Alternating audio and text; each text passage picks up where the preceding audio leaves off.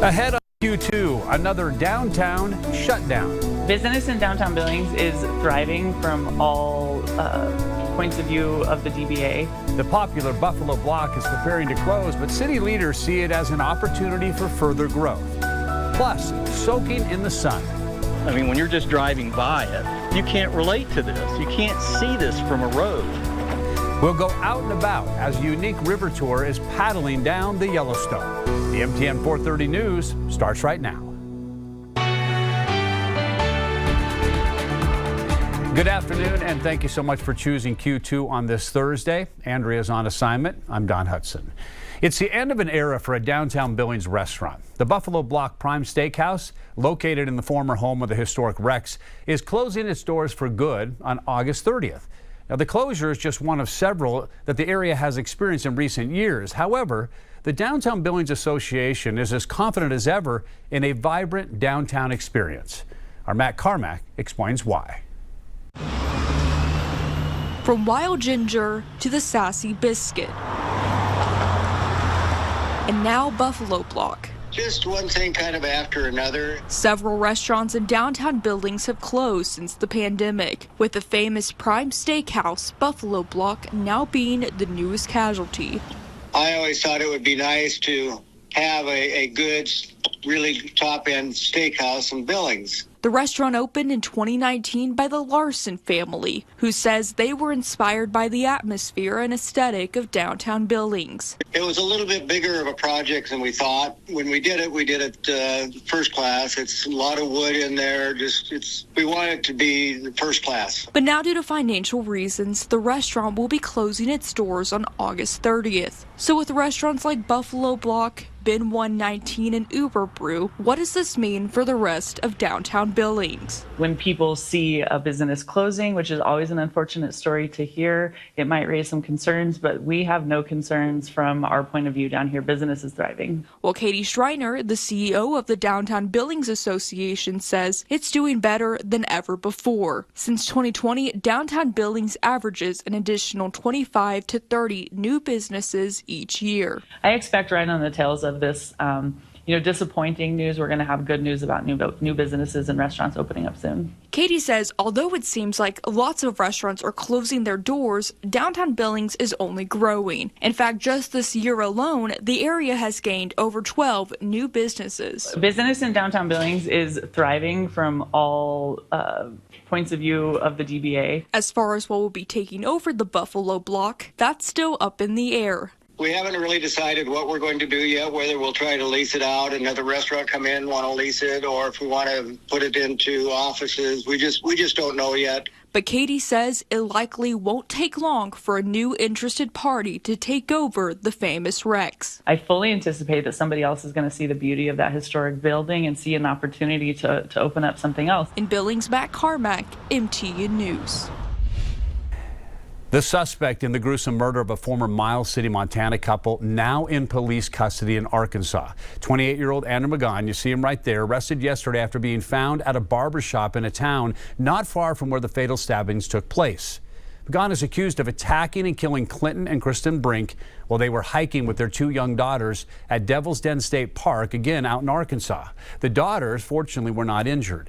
The Brinks had lived in Miles City, before moving to Arkansas recently. McGon, who recently moved to the area as well, was working at a school. He's now charged with 2 counts of capital murder. Police have not yet said what the motive was behind those killings. The city of Lewistown will soon be getting a major upgrade when it comes to the name of health care. Benefice Health System is on track to open a new 4,200 square foot clinic in Lewistown by late September of this year, so really just a couple of months. This will be the first clinic in town capable of handling urgent care needs other than the emergency department at the Central Montana Medical Center. The new clinic will not only offer urgent care, but it will have a lab and imaging services along with specialty outreach for neurosurgery and orthopedics. We're excited that this will be something we can bring to their community. It'll be the first clinic in Lewistown. It's important to have that service so patients can be seen timely and get their needs taken care of quickly.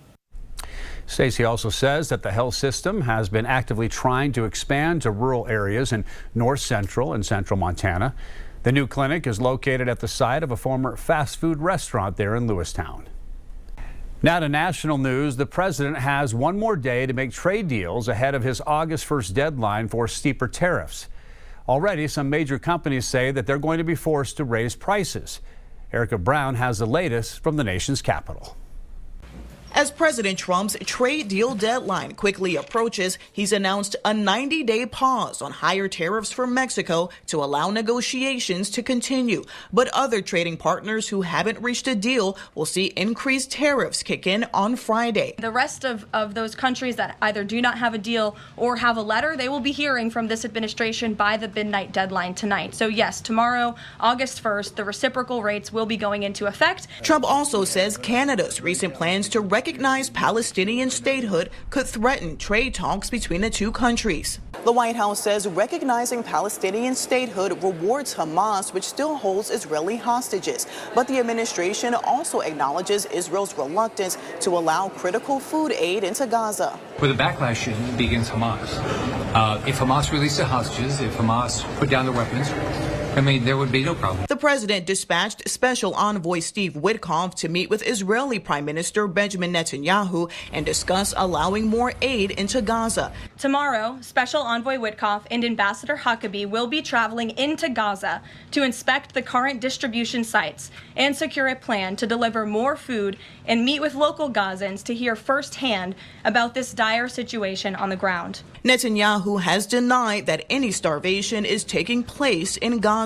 Erica Brown, CBS News, Capitol Hill. A bill to ban lawmakers from trading stocks is moving forward in the Senate. Republican Senator Josh Hawley joined the Democrats, to advance the measure despite opposition from his own party. President Trump has criticized Hawley in the past, calling him a second-tier senator. While the bill cleared the committee, it is unclear if the full Senate will actually vote on the matter.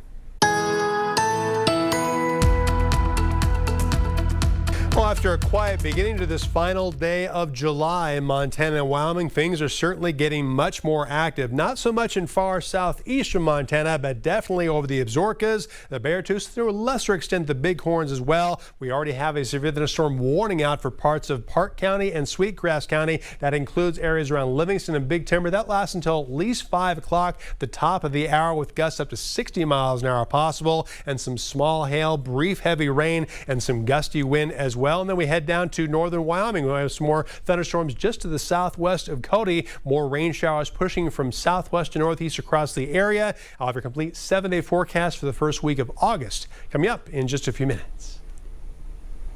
Out and About is sponsored by Hardin Chevrolet. The hot weather is definitely upon us, and it won't be leaving anytime soon as we move into the month of August. That means many families will be looking to cool off, and we have a Montana adventure that will help you do just that. Tonight, our Scott Breen takes us out and about on a unique river tour. Hot temperatures in these dog days of summer. Hard to beat a day on the water. But this evening excursion may be the answer. Some hard cheeses, soft cheeses, brie. This is Matt Swan offering the perfect appetizer for a perfect summer night with the perfect backdrop. We're in Paradise Valley. It's the most peaceful time. Swan is a longtime river guide, and on this night, paddling down the Yellowstone. His twist to a typical guiding adventure, the appeal of these handcrafted wooden drift boats. This 20-footer was built specifically for him, inviting up to 6 guests and offering an ideal escape from the hustle of daily life. Kids and their parents, they seem to connect. Siblings that fight each other are hugging each other on top of the bow as we go through waves. And reactions to the river's wildlife never cease to entertain, even for a 20-year veteran who's occasionally surprised by the unexpected. I've had river otters porpoise off the bow. It's like, is that normal? And I'm usually like, no, that's not normal. That's pretty crazy. While Swan's evening tours cater to relaxation. Been a good day with you, buddy. He also guides morning and afternoon fly fishing trips. Jose Arias and Kevin Akala were up from Orlando. Incredible guy. One, he's just excellent teacher.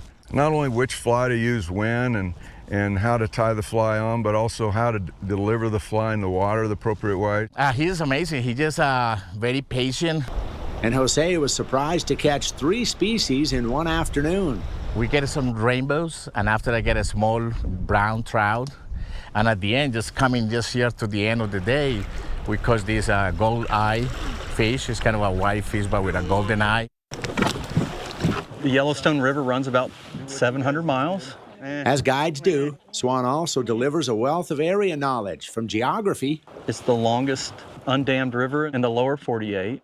To celebrity. That's John Mayer's house. And look at these breathtaking rainbow skylines, complemented by painted sunsets, offering the sense of simple serenity. People have a good time. On the Yellowstone River, in Paradise Valley. I mean, when you're just driving by it, you can't relate to this. You can't see this from a road. I'm Scott Breen, out and about. The latest NASA mission to the International Space Station is being postponed because of bad weather. Bad luck on weather there. We just got clipped by a cumulus cloud. Yeah, clouds rolled in at 1 minute 7 second mark there, preventing the SpaceX Falcon 9 rocket from blasting off this morning. It's yet another setback for the mission commander, Zena Cardman. The rookie astronaut was bumped from a space flight last fall to bring 2 Starliner astronauts home from their extended stay in space.